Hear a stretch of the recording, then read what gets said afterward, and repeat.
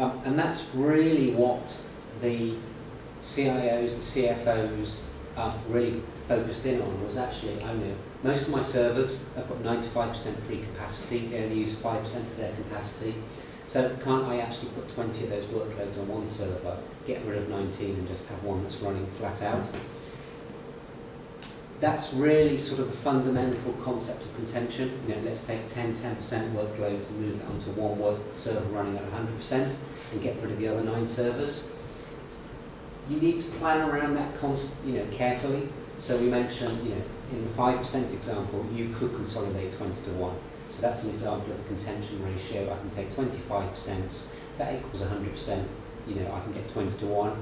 Realistically, what you would probably do if you were taking that approach is contend on a 10 or 15 to 1 basis. So if that really was your average CPU usage, you would still give yourself some headroom, some room for manoeuvre if things were busy. And that, in older environments where they have dozens of old servers, rackloads of old kit, was a really good approach to getting rid of those old servers, cutting down power and cooling.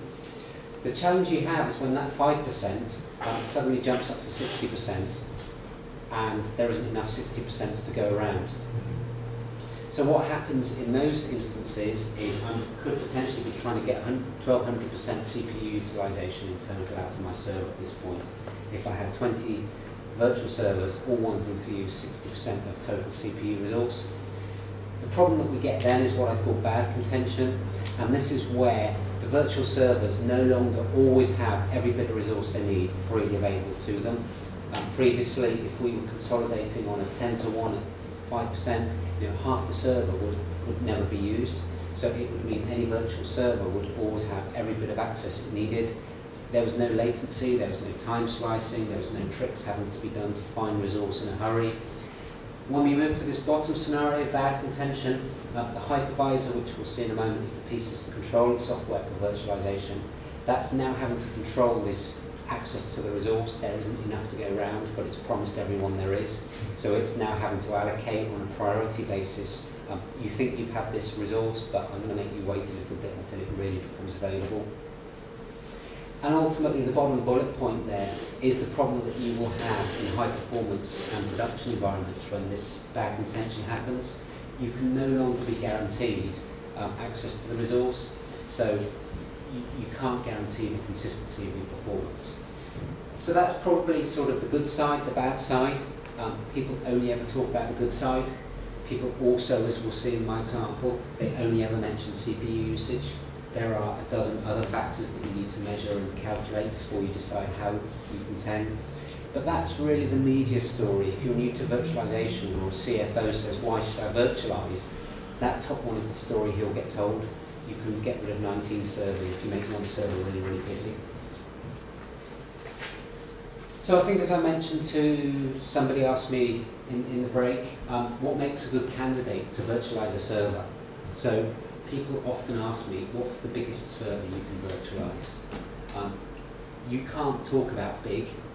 I could give you a really small SQL server. I'm sure you all have one, or a small web server, reporting services or integration services host. It's got a tiny footprint, but it runs flat out at certain times of the day. At the other end of the spectrum, you might have a massive server running a data warehouse or reporting databases that's massively over-specced, a lot more resource, but a lot lower utilization. So they're very, very different types of workload when it comes to sort of saying, well, what makes a good candidate for virtualization? So people often ask, is it that small, medium, and large? And the actual answer there is it's more about the workload. So it's about quiet, active, and busy. So if you're a web developer and you're being told that you need to host your software on virtual web servers, you need to start to consider actually, well, what's the workload? Am I likely to run into resource and contention issues because I know my web server is going to be really, really busy? Or actually, is it just quiet and it doesn't really notice too much about the environment it's in? So they're the terms that I use. They're very, very different in terms of their meaning to small, medium, and large, but they are quite measurable, or we emotionally know if a server feels quite active or busy. And then really, my experience to date, Virtualizing these quiet servers, so this could be your HR system, your expenses system, your entry card logging system. That's what I would call a quiet system. Virtualizing them is the norm now. You would never physically buy a server, a physical server, to run a tiny little database application on, whereas 5 years ago we had to. So virtualizing those is the norm. Virtualizing your active servers, so this could be your finance system in a mid-enterprise company. It's quiet with a dozen data entry clerks for most of the month. There's a couple of busy days at the end of the month, but it's pretty generally happy with the amount of resource that you've got. Nobody ever phones you up to say it's slow. Everybody knows it'll be slow at month end, but that's the type of active server where we should be able to virtualize that if it's got some good virtualization practices behind it. If your virtualization admin, tells you he's going to virtualize your environment on the same day that he receives the manuals in the post, it may not go so well. If you've got an experienced IT team, it should go well. The red label I've got there for busy servers, so these are almost certainly going to be, the online e-commerce trading platform databases, the really busy transaction systems, 24/7. They're the types of environments which, when I see them, they always have locking, blocking, and deadlocking issues. They didn't scale. They've got poor indexing, high CPU. They're busy. They're a pain to manage and keep stable, even on physical servers today. And yet somebody says, wouldn't it be a great idea to virtualize them? You can virtualize them, but it will need planning. VMware and Microsoft with Hyper-V 3 and Windows 8, their marketing pitch now is you can virtualize anything. They have scalability capabilities in their software now that no workload is too big for the current generation of their software. That's probably not too far from the truth. If it's a well-structured, designed environment, their software will almost certainly be able to find and handle most workloads that you throw at it. So what we're saying here is that some systems will work fine, some won't, some will need planning. If people start to talk to you about systems that need to be virtualized, start to think about what do you call them quite active and busy, what's your emotional sort of feeling about how difficult they are to manage today.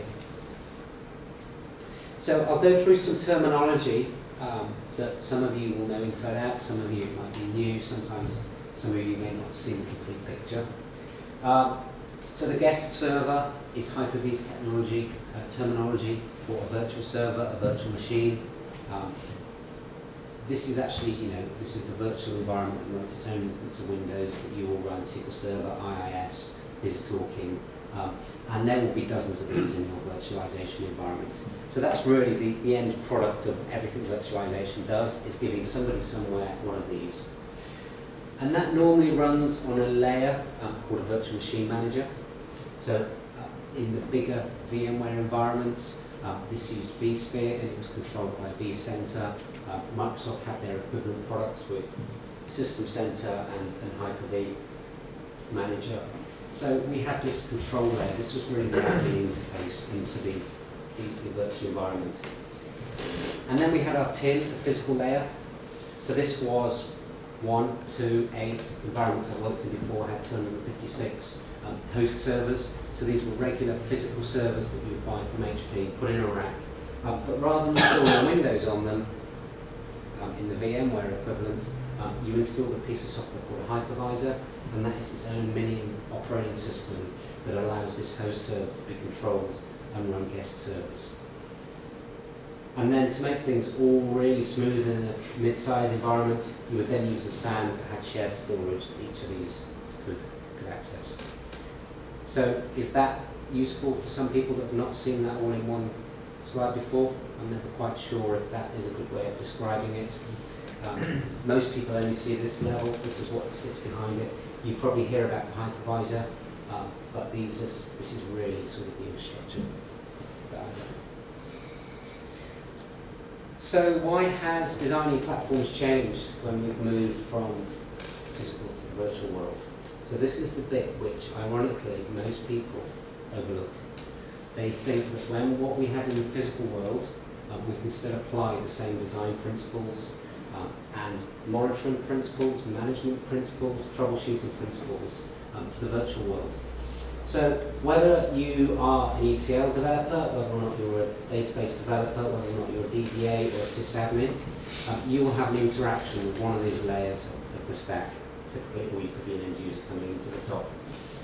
In the physical world, we would have a server that did all of this. So we would have a physical box. We knew that every bit of resource in that physical box was only ever going to be used by anything further up the stack.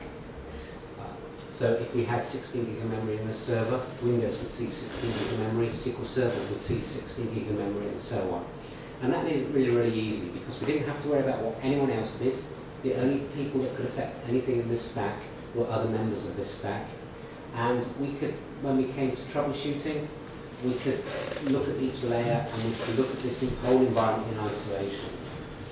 The challenge that we have when we move to the virtual environment is that firstly we have a new layer, but also these three layers are now shared.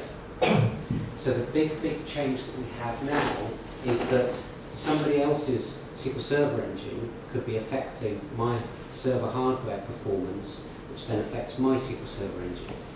So by having these shared tiers in the stack now, that totally changes our approach to troubleshooting, to capacity managing, and also saying, well, actually, where might the issue be? Before we were confident that the only people that could affect our behaviour were us. Now I can have a really noisy neighbour that shares my host server, shares my SAN, and actually that brings down my application logic at the top. So that hopefully will help you visualise really that expanded stack, and also what is now shared, and not necessarily shared with good people that you're aware of what they're doing. So SQL Server and virtualization. I guess the slides up until now have all just been about generic virtualization. There's a reason for that, because SQL Server doesn't really behave very, very differently when it's virtualized. Most applications don't. Most applications, all they ever need is CPU, memory, and storage. As long as you give them enough of that, as long as you give it in a performant way, they will operate. SQL Server is no different. SQL Server is no different when that's running on virtual rather than physical. So SQL Server, when you start it up, it will detect or report that it's running on a virtual server. There is a DMV, sys.dmos sysinfo. Has some columns that tell you about the server type it's running on. There's a tiny bit more information about that in SQL Server 2012. It is purely read-only informative information. It does not influence any behaviour. So SQL Server does not say, I'm running on a virtual server, so I'm going to give you new error messages. I'm going to enable some new features. It's not going to change any way that you interact with SQL Server or any of the error messages that you ever get, just because it reported that it ran on a virtual server on startup. There's one tiny little exception that we'll mention in a moment, but when it comes to you doing your day jobs, whether you use sys, reporting services, or SQL Server, the very fact that you're on a virtual server is not going to change functionality. What it may change is your access to the resources that you need to run everything at the speed that you like. So that's probably the big change, is that it's far easier to have the resources that you need taken away from you. So there is one change. Hot add memory is a legacy, it's not legacy, it's in the product. So it was a feature that came out in 2005 Enterprise Edition. Hot add memory was designed for these massive servers that were going to run SQL Server that were the size of mainframes, that have 32 CPUs, 8 terabytes of memory or something crazy. And they were so huge they were going to be up forever, they were never going to be restarted, and you could physically upgrade them in real time. So you could plug more memory into the server physically, you could flick a switch and then SQL Server would magically recognise the new memory that you just plugged in a few minutes ago and start using it. To do that, it had to have a couple of features in Windows to support that and in the SQL Server engine, and that was called Hot Add Memory. It kind of never really went mainstream. It was a bit like Titanium support. It was a great capability for an era of computing that was pretty low powered. So it went away. However, it does now get used by dynamic memory, which we'll talk about in a moment. So you will see some changes in the product groups delivery of SQL Server features specifically around this area in SQL Server 2012, which I mentioned. So we mentioned earlier our monitoring has to change when we move to this virtual